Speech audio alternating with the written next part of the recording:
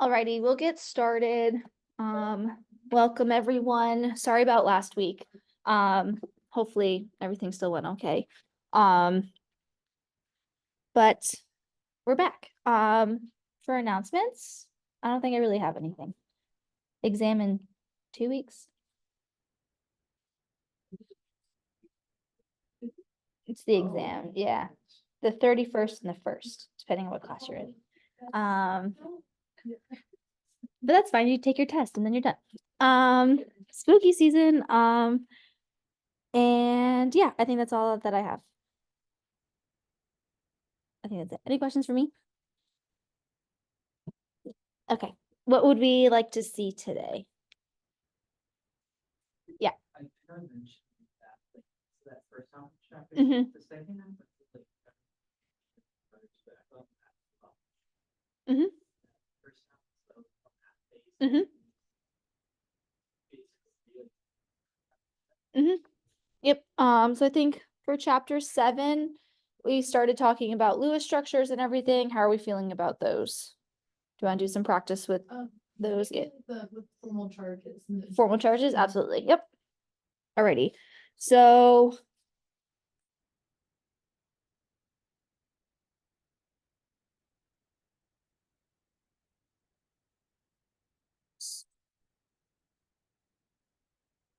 okay, so when we talk about Lewis structures,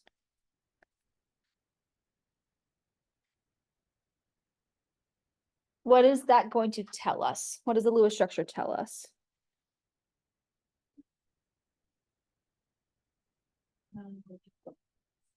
Yep, right. It tells us orientation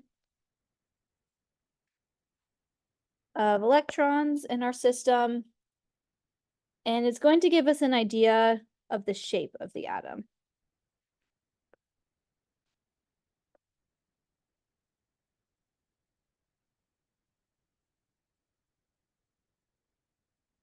When we can draw a proper Lewis structure, we can then look at how the bonded electrons versus the non-bonded electrons in the system are going to shape the atom. And we're going to be able to say later on, when we start learning about Vesper theory, what those shapes actually are. Okay? But it generally gives you the orientation of the electrons around the central atom. Okay, so if we are given an example, we can see that. We have CCl4.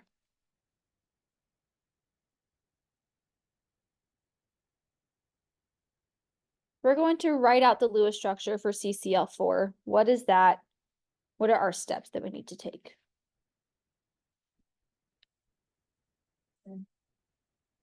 Yep. And before we even identify the central atom, what do we need to do?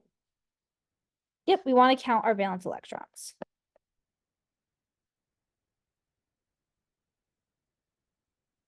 Okay. So if we have CCl4, what atoms do we have in our compound? We have carbon, we have chlorine. How many valence electrons does carbon have? Carbon has 4 valence electrons, and how many valence electrons does chlorine have? You'll get to know those pretty well. Right, and everyone knows how to get that from the periodic table? Yes, okay. If you don't, let me know. I'm happy to show you. And then what do we need to do with chlorine?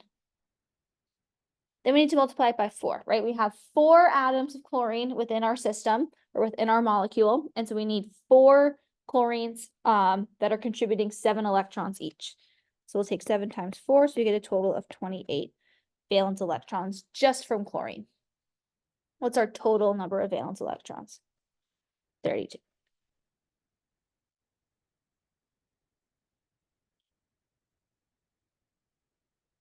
Okay.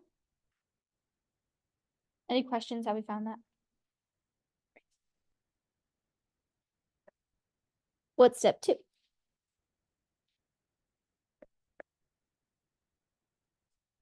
Yep. So we're going to identify the central atom. And how do we identify the central atom?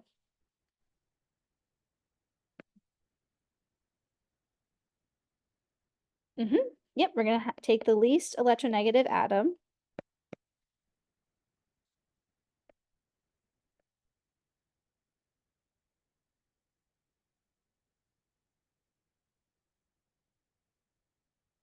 Yep. So if you have multiple of things, the least electronegative is gonna go in the center.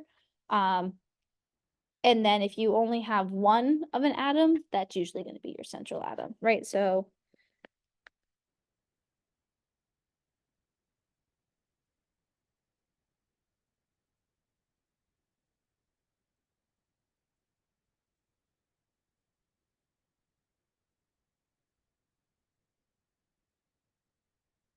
right, so in the case of CCl4, carbon is both the least electronegative and also there's only one carbon, so that one has to go in the center.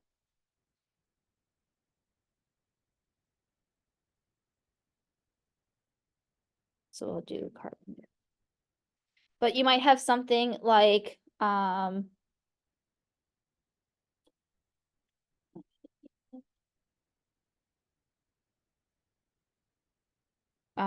you might have something like HCN, right? This one you have one copy of each atom. So the least electronegative is going to go in the center and hydrogen will never go in the center. So for this one, since you have one of each, the least electronegative is carbon. So that one's going to be your central atom. Okay, so for this one, it's going to be carbon as our central. Questions on step 2? Okay. What's step 3?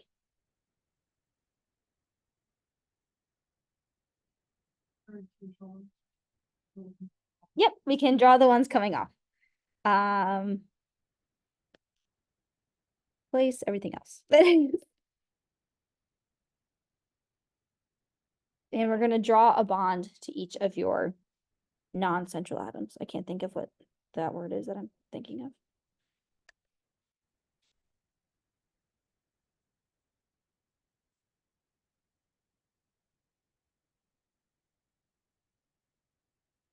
Yes, thank you.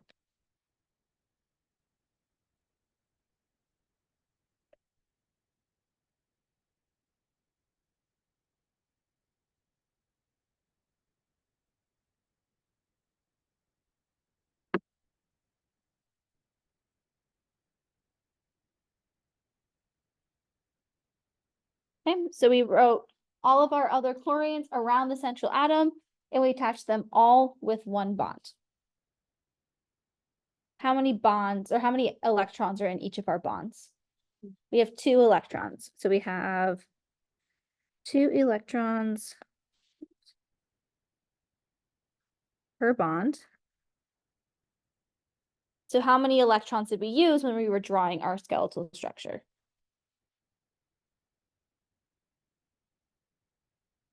Yep. So we had 2 times 4. So 8 electrons used for skeletal structure.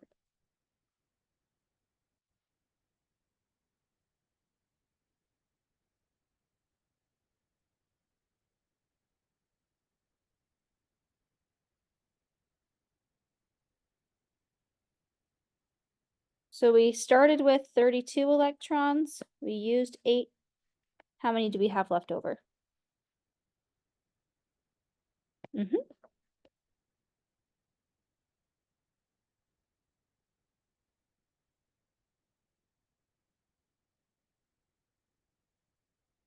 Everyone understand how we got to 24?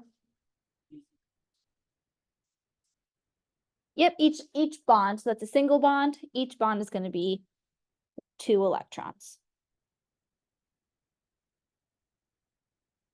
that are shared between the carbon and the chlorine. Okay, what's step 4?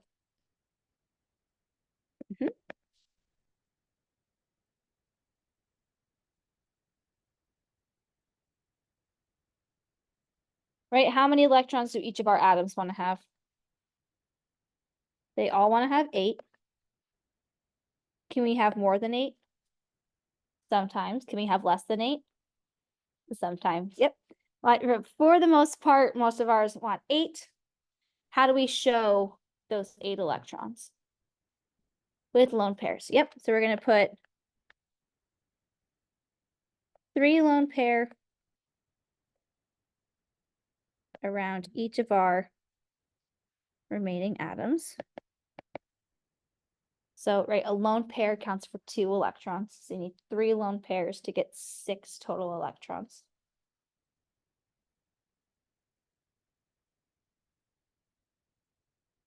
How many electrons did we use when we put all of our lone pairs on this? We used 24, right? We had 6 electrons times 4. That's going to be 24. We had 24 starting, 24 used, so 0 electrons remaining. Yep. What's step 5? Yep, so step 5, we want to check to make sure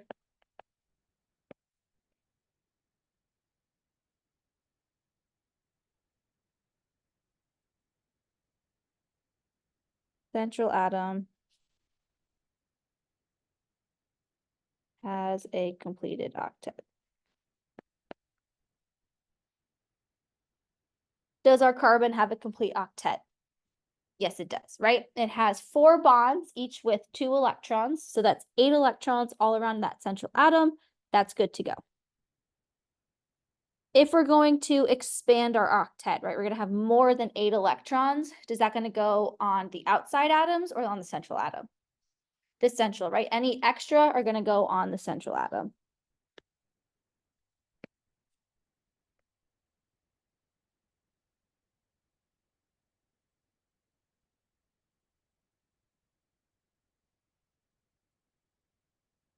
When can we expand our octet? So can expand.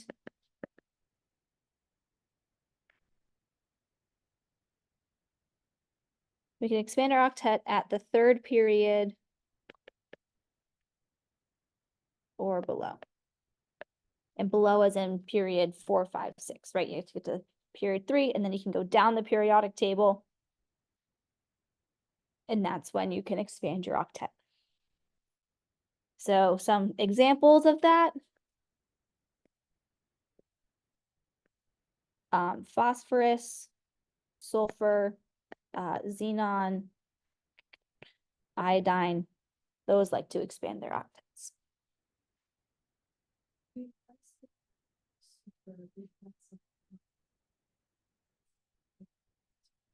So sulfur has, right, does not fill its 3D orbital, but it's in the 3rd period, which means that the 3D orbital is there for an excited electron to go into. Right, so that's why it can't expand it, because it's available, it just is not used.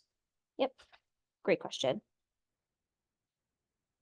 And same thing for phosphorus.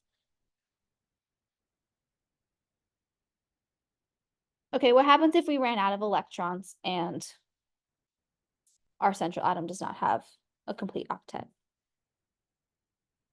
That's when you start introducing double and triple bonds. So if you run out of electrons, need to use double or triple bonds.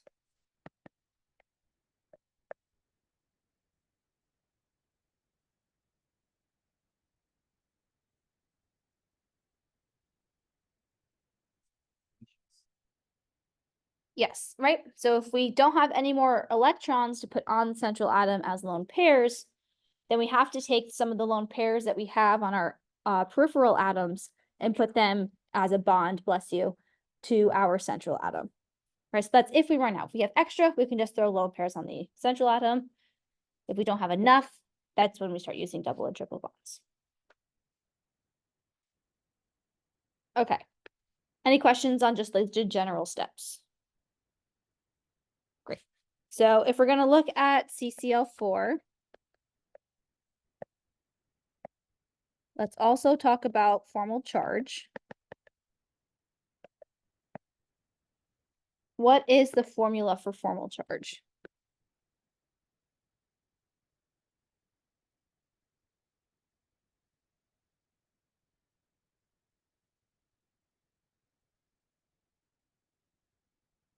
Yep, so we have the valence electrons of our atoms minus the sum of unpaired electrons plus half bonded electrons.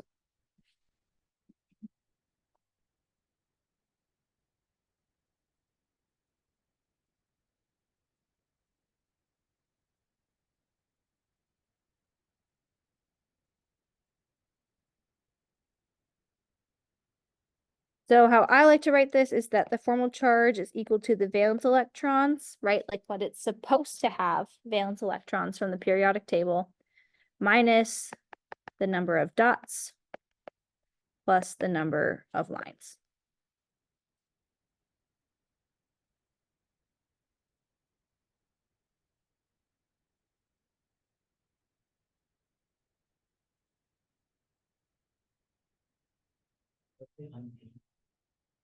The unpaired, yeah. Compared to electrons, it's like, does this mean electron configuration at all, or is that No, nope. The unpaired just means, right, like the unbonded as in the dots. Yep, nope, nope. So you'll see that in a second. Right, we talk about 1/2 bonded electrons because we're saying that in a bond, we have 2 electrons. So 1/2 of that means that we're just taking half of the bond, we're only counting 1 electron. We only have 1 line, and so it's just easier to count that way. So if we're gonna do the formal charge of chlorine, right, since these are all the same for this one, how many valence electrons is chlorine supposed to have? It's supposed to have 7. How many dots does chlorine have around it? 6. How many lines does it have around it? 1. So what is the formal charge of chlorine here? 0. Do we want our formal charge to be 0? We do, right? We want to minimize formal charge in our Lewis structures. The lower the formal charge, the more happy and the more stable that structure is. So all of these have 0 formal charges because those are all the same. What about the formal charge of carbon? How many valence electrons does carbon have? It's supposed to have 4. How many dots does it have? 0. How many lines does it have? 4. So what's our formal charge on carbon? 0. Yep. So this one's pretty straightforward. There are no formal charges or anything, but you do want your best Lewis structure is the structure that has the least number of formal charges. And in this case, we have all zeros, so that's going to be our best one.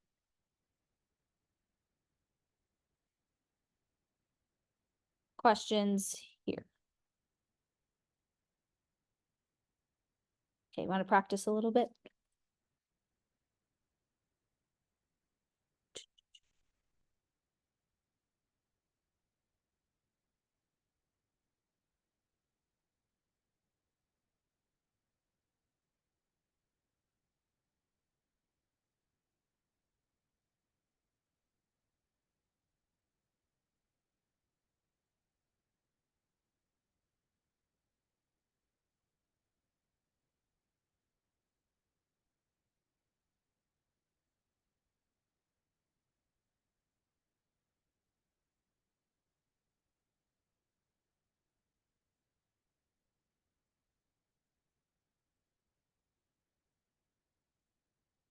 Okay. I'll give you 2 Lewis structures here. You have SO3 and NH4 plus. Do you want to do one together or try them on your own? On your own? Okay, I'll give you a couple minutes to work on those. I'll do it myself here in a second.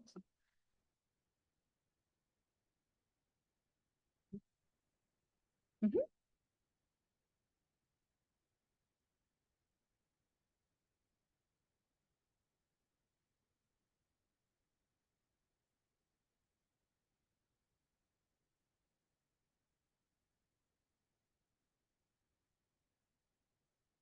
Can you read that?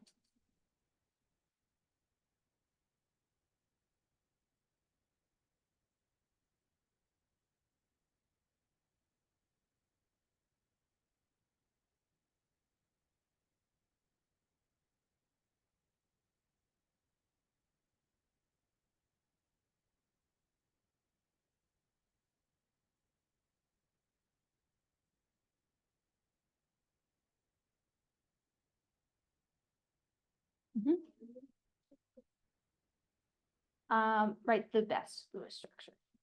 If there's more than one, you can also write more than.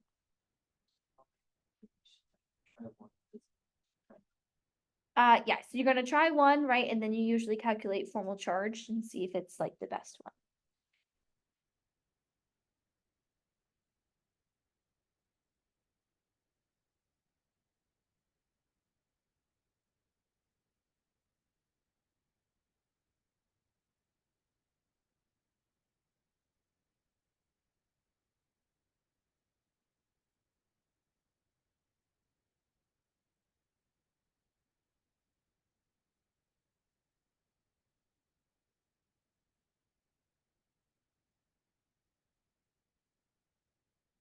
Mhm.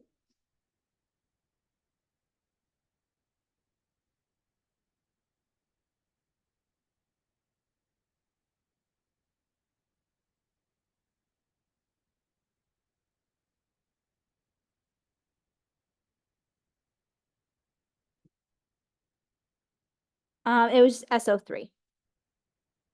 And then NH4 plus.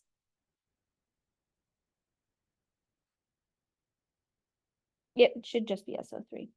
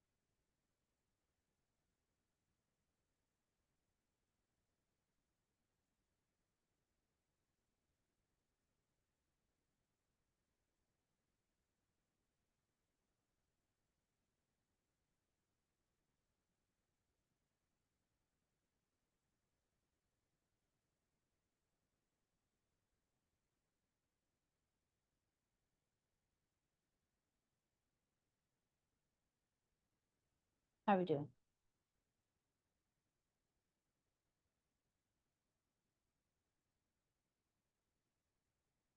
We get a structure for SO3. Please some yes, some no. Okay, so we'll start with that one. Alrighty, so how many total valence electrons do we have in SO3? Or 24? Yeah. Yep, we have 24 electrons. We have 6 from sulfur and then also 6 from oxygen times 3. So that'll be 24 total. Which one is our central atom? Sulfur. And then we're going to bond oxygen to the outside. So how many electrons did we use there? We used 6. How many are left over? 18. Perfect.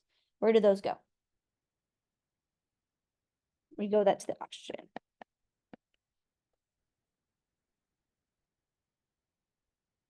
How many do we use when we put our lone pairs on oxygen? 18, so we're left with 0 electrons. Is this our best Lewis structure? No, why not? Right, sulfur only has 6 electrons, but sulfur does want 8. So what can we do? We can make a double bond, right? We're going to take this lone pair.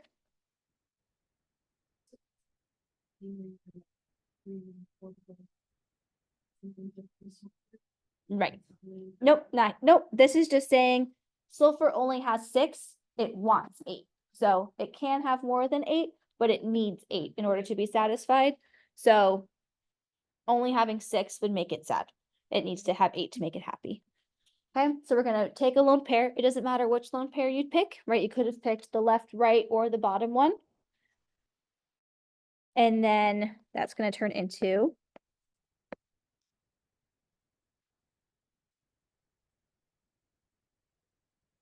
The full valence electrons minus dots. that's for right now. Yep. So when we're looking at our now structure of SO3, we can calculate the formal charge to see if this is our best Lewis structure. If we were to calculate the formal charge of oxygen 1 in the top left corner, what do we get for that one? How many valence electrons does oxygen have? 6. How many lines does this one, or dots does this one have? This one has 4. How many dots, lines? 2. So what's the formal charge of oxygen 1? This is 0. The formal charge of oxygen 2 is what? 6 minus, how many dots does this one have? 6. How many lines does this one have? 1. What's the formal charge of oxygen 2? Minus 1. Is that the same for oxygen 3? Yep. So we have minus 1 here, minus 1 here. Was there a charge on SO3? No, right? So what does that mean all of our formal charges have to equal? It has to equal 0. So if we were to calculate the formal charge of sulfur, how many valence electrons does sulfur have? 6. How many dots does sulfur have? 0. How many lines does sulfur have? 4. What's our formal charge on sulfur? +2. Okay. So in this particular Lewis structure, after we calculate for formal charge, we do see that we have 3 formal charges: a +2 on sulfur, a -1 on oxygen 2, and a -1 on oxygen 3. How can we minimize formal charge here? We can make double bonds on our other oxygens. So we can turn this structure into this guy. What did we just do to sulfur's octet? We expanded it, right? Because how many total electrons does sulfur have now? Has 6 bonds, so how many total electrons? Has 12 total electrons around it, right? So that's where the 3D orbital comes into play. That would be 12. Yeah, the max number that you're gonna see on the central atom is 6 bonds. Right, so there's 3 double bonds, so 6 total lines. Yep. 12 total electrons, yep. What would be the formal charge on sulfur now? It has 6, supposed to have 6 valence electrons. How many dots does it have? 0. How many lines does it have? 6. So now it's 0. What are the formal charges of the other oxygens? Now those are all 0. Yep. Each of the.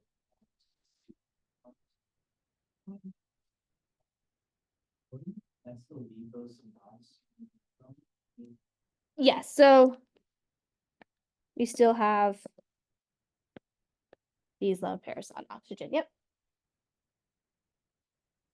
Okay, so which one's the better Lewis structure between the top one and the bottom one? The bottom one is going to be our best structure because we have the least number of formal charges. It's like a way to check yourself too on the first one, like those charges add up to 0. Mhm. So like, you know, that it's technically is a version, it's just not the best one. Yes, yep. So as long as your formal charges add up to 0, you have a correct Lewis structure. You just might not have the best Lewis structure. You would get like partial credit in a short answer. Okay, any questions on SO3? Yep. Sure, right, the charges, like, if you know that it's like the top one. This one? Yeah. Yep. So oxygen here is going to be -1.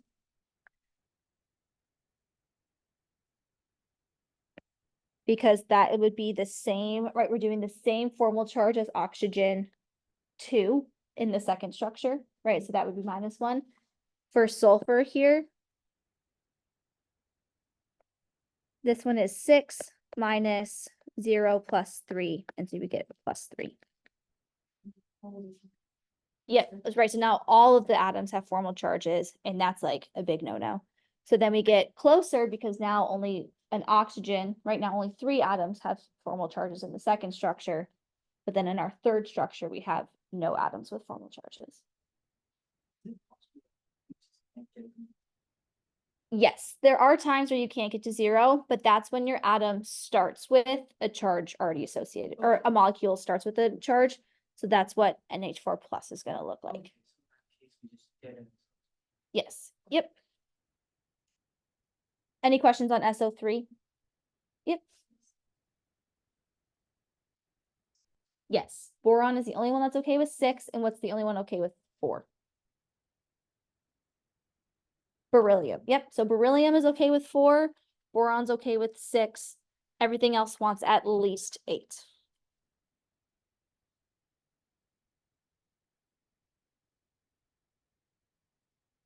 Any other questions?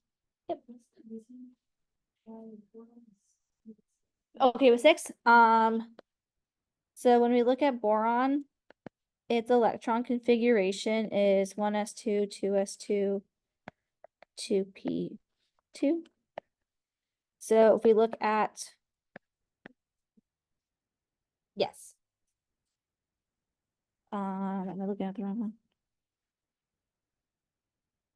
Sorry. Yep. 2p. So when we're looking at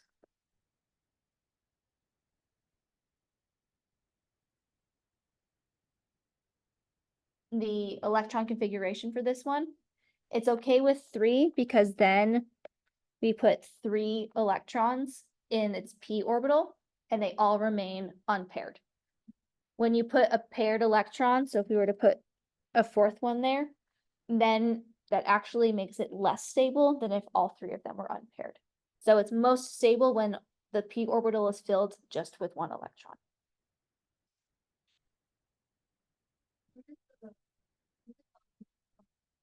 That would be like other atoms bonding to it. Yep. So I guess I should color those. Right, this would be from another atom. Yep.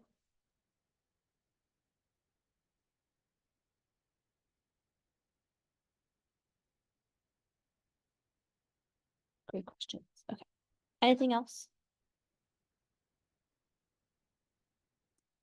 Okay.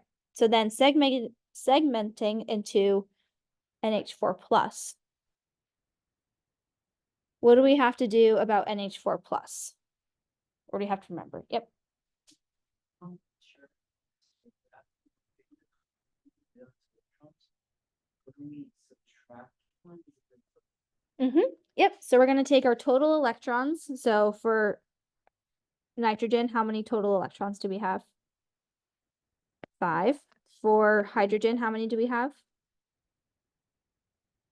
1 times 4, right? So we have 9 valence electrons, but we have a plus. So what does that mean? Are we losing or gaining an electron?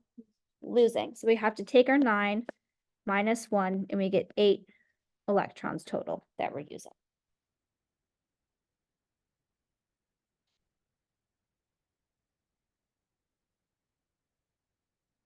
So how does this structure look? What's our central atom? nitrogen, right? Hydrogen can't be the central atom. So our hydrogens go to the outside. How many electrons did we use? We used 8. Are our octets satisfied? Yep, right. Hydrogen's one that only likes 2 electrons. Nitrogen has 4. If we're going to calculate the formal charge of hydrogen, how many valence electrons does hydrogen have? 1. How many dots does it have? How many lines does it have? What's the formal charge on hydrogen? 0. What's our formal charge on nitrogen? How many valence electrons is it supposed to have? 5. How many dots does it have? 0. How many lines? 4. What's our formal charge on nitrogen? +1.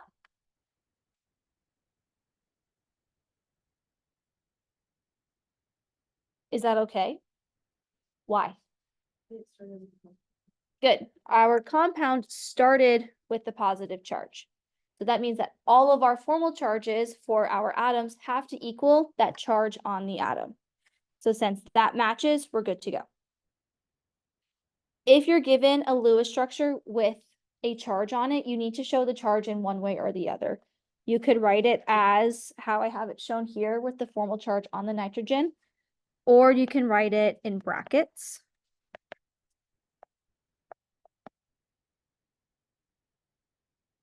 Like this, saying it has an overall positive charge.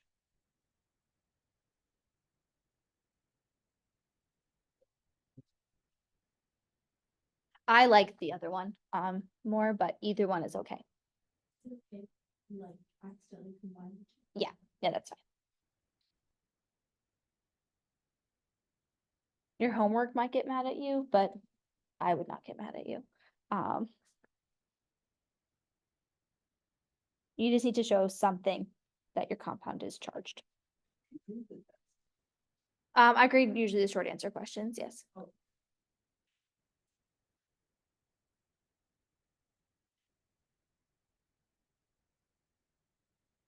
Any questions on NH4? How do we feel about Lewis structures?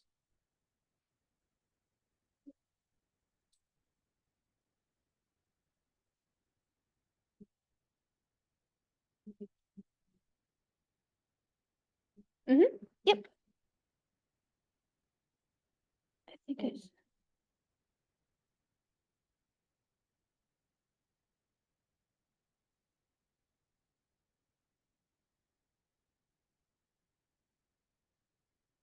So, okay.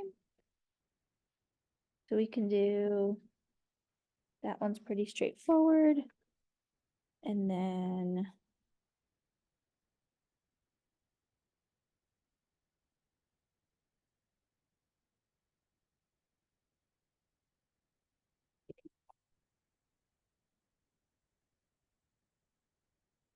So we have HCN, we have CH2F2.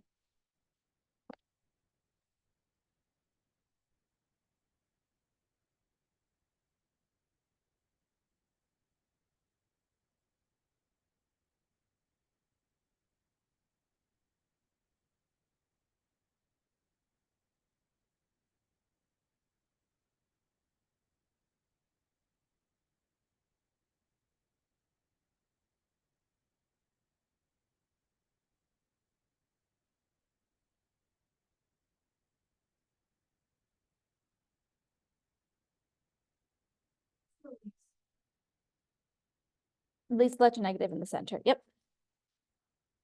I'm gonna give you. That one.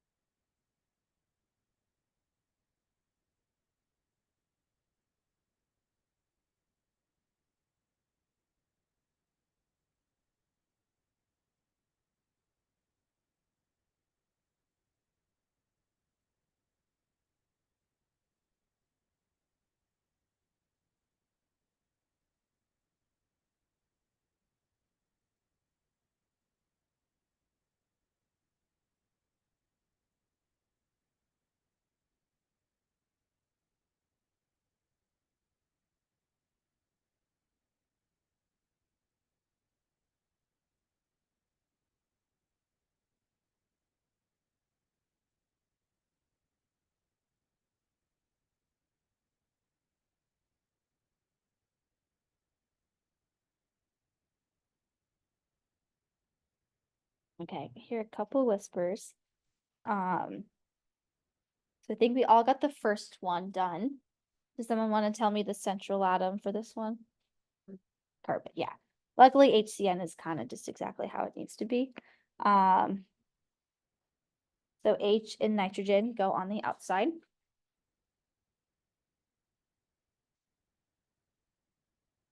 So based off of the periodic table,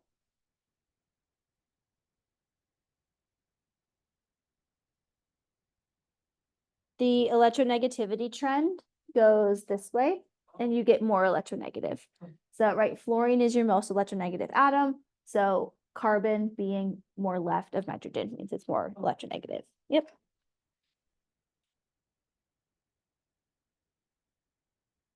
Okay, so carbon's going to be your central atom here. We got 10 total electrons. How many did we use from our initial bonding? Yep. So we have 6 electrons left. Where do those go? We go to nitrogen.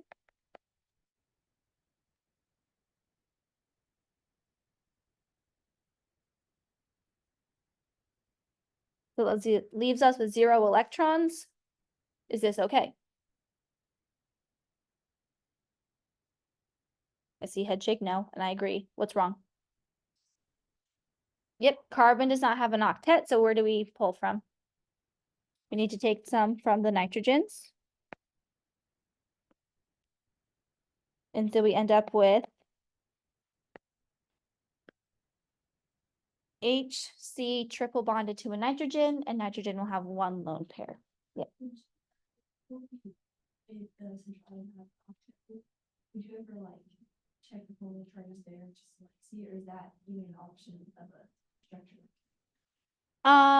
You could check the formal charges at like the red structure, Yeah. but you would see that it's like messed up. Yeah. And if you know that carbon does not have if your central atom does not have a full octet, you're just wasting your time with this formal charge because you need to make it a full octet first.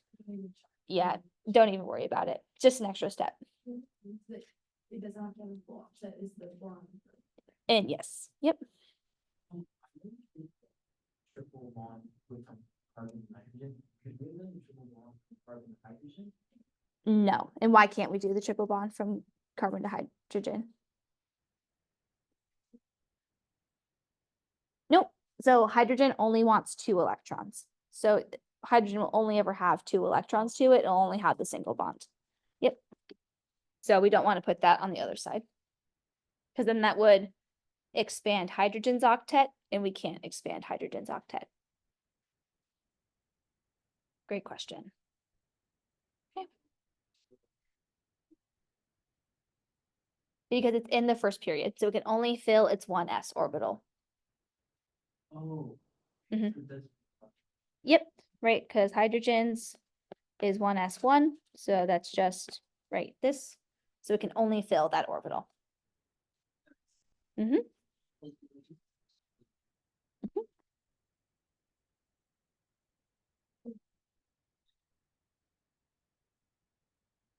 And I'm telling you, it all makes sense. It all comes together. Okay. Any questions there? Helium only gets 2 as well. Yes, helium only gets 2. Helium hardly ever bonds though, so you don't need to worry about that too much. So like the formal charges on the blue structure, I know that it's 0 bond, so I know that's the structure. Mhm. But is there ever time that 2 structures have the same amount of formal charges for each one, like they're all zeros? I don't think so. I think there always comes down to this is the best one. When we look at like resonance structures, right, we break that down so that we see like full bonds. And then in that case, right, you have 3 structures that are all the same. They all have the same formal charge. But then you're like, oh, that's a resonance structure. So they don't actually look like that. They're the average of them all. Yep. so-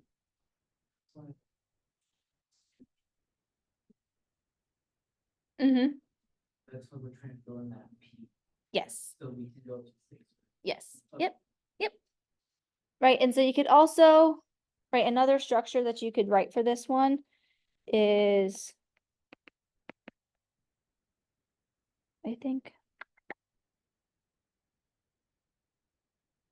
No, you can't do that one because nitrogen doesn't have its full octet.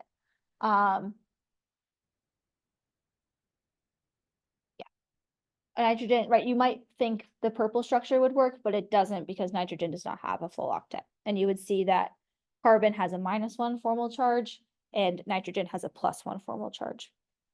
And that's bad, so. Right, just as an option. Okay.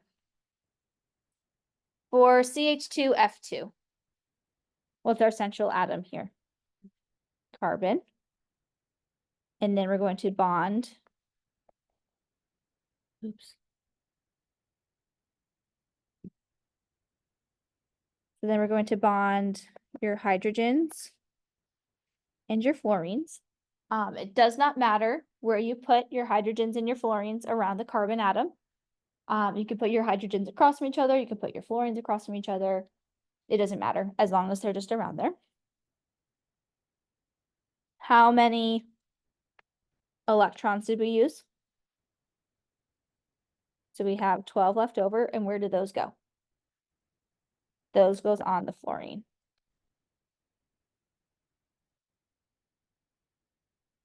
Does that use up all of our electrons?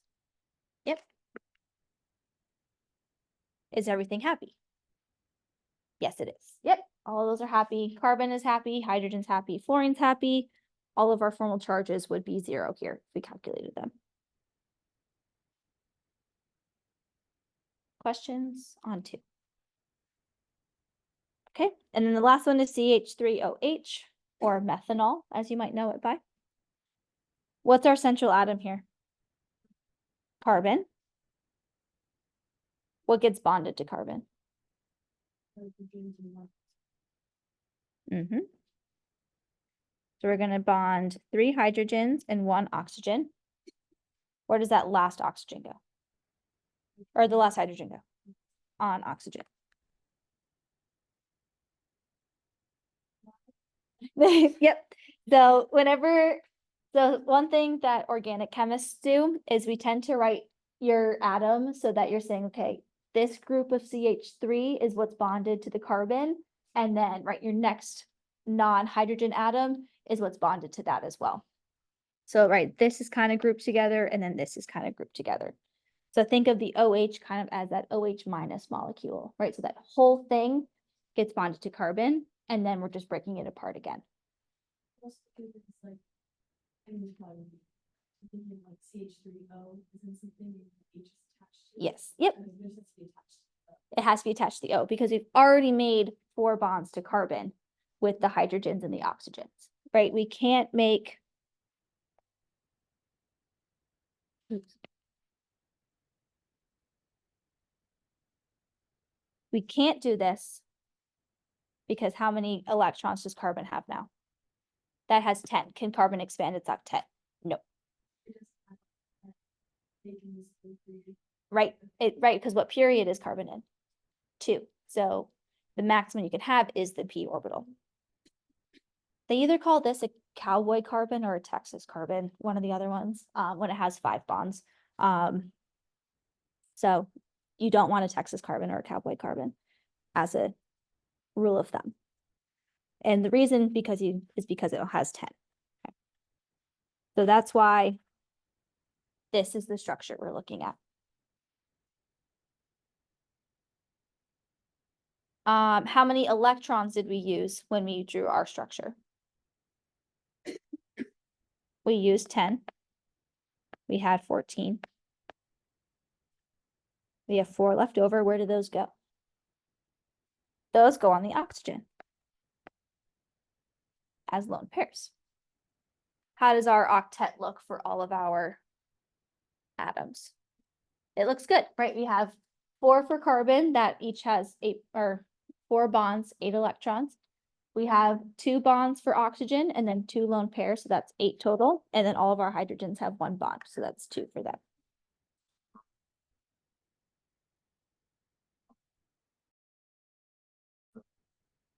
Oh, it has the name. Yes. Yep.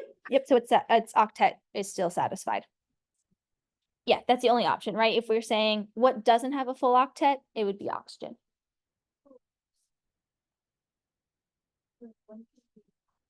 If it's period 2 or period 1. Yep. And right, if you think about your building up principle of, right, you have 1s, you have 2s and 2p. The first time you see the d orbital is in the third period, right? So you can't expand to the d orbital until you get to the third period. Yep. Great questions. Okay, so then we used 4 to finish that up, and that's 0.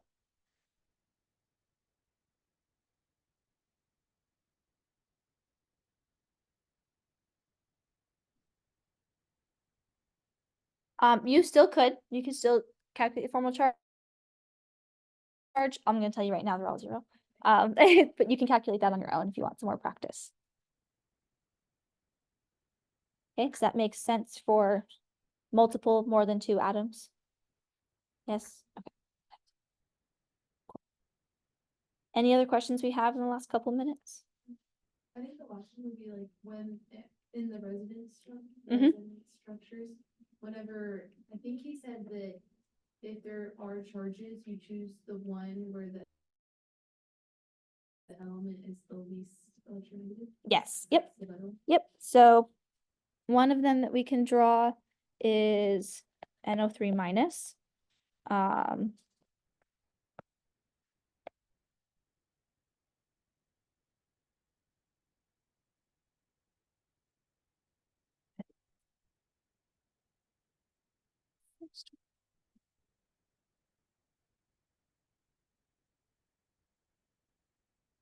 Yeah. So that's this one here.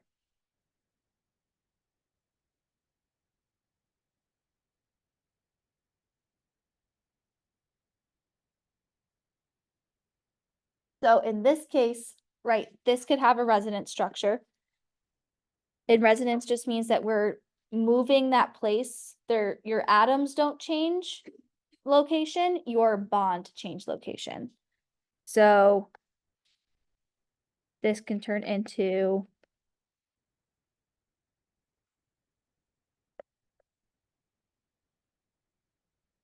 or it can turn into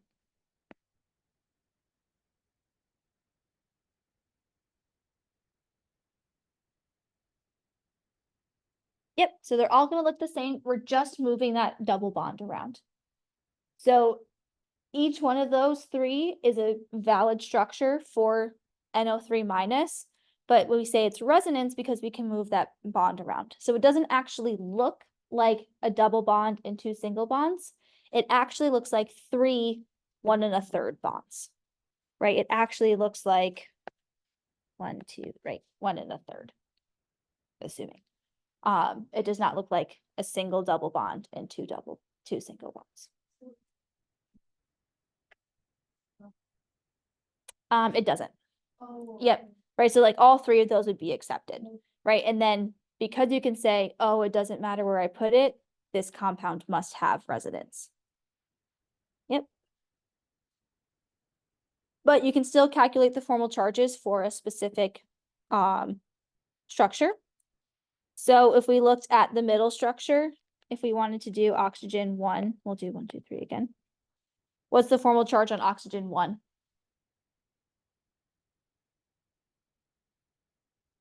That's 0. Yep.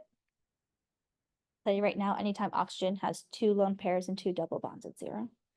And then what does oxygen 2 and 3 have? That's -1. Okay. What's our total charge just from the oxygens? Right now? -2. So what do we think nitrogen's gonna have? It's probably gonna have a +1. If we calculated it,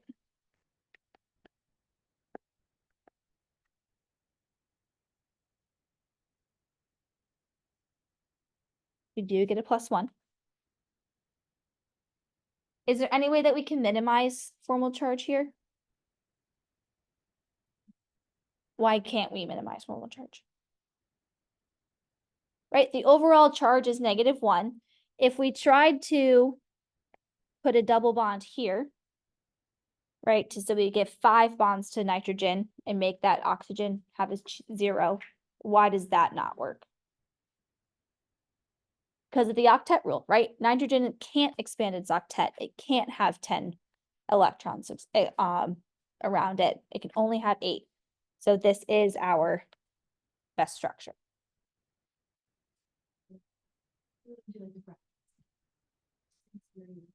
Yep, because you already wrote all of these. I think when you have more than one formal charge, then I think it's a little bit nicer to just say minus. Because it will be distributed across all of the oxygens.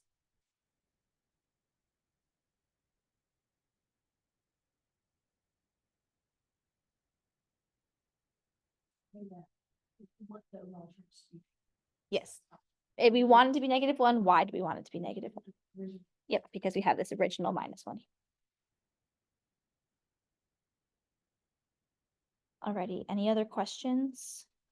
So if, I guess the only other time you have to worry about like which one's better, like electronegativity wise, is if it has 3 atoms. Yes, yep. And then, sorry, your question here about electronegativity. Which one is more electronegative, the nitrogen or the oxygen? The oxygen is more electronegative. So that means that you want your negative charge on the more electronegative atom. If you get a structure and then nitrogen had the negative charge there, that's a no-go because nitrogen is more electropositive, right? You want your most electronegative atom to have that negative charge. Right, in this case, oxygen's more electronegative, it has that -1 charge, so that's good.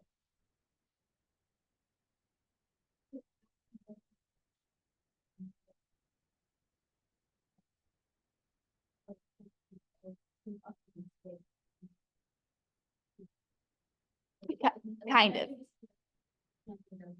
Kind of, yep. So electronegativity means the want for an electron, right? So it's how badly am I going to pull that electron towards me? Oxygen is closer to filling its octet than nitrogen is. So it can pull that electron in a little bit closer and hold on to it more. So that means that the electron density is going to be around oxygen more than nitrogen is. So it has more electrons because it's pulling the electrons closer.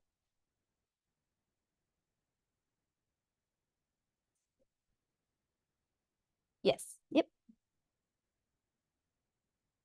Anything else? Alrighty, I think this is a good spot to wrap up for today. If you have any other questions, just come ask me. And if not, I will see y'all next week. Thanks for coming.